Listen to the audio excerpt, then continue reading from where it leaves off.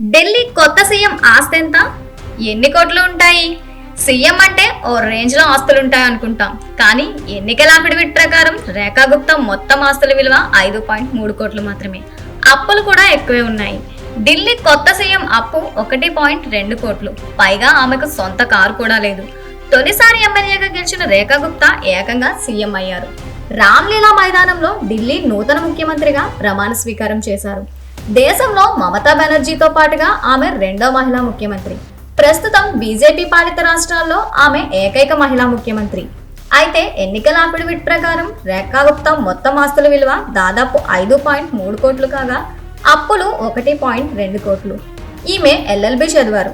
రేఖా గుప్తా దగ్గర ఉన్న నగదు 1,48,000. ఆమె బ్యాంక్ ఖాతాలో 72.94 లక్షల డిపాజిట్ ఉంది. ఆమెకు వివిధ కంపెనీల్లో వాటాలు కూడా ఉన్నాయి.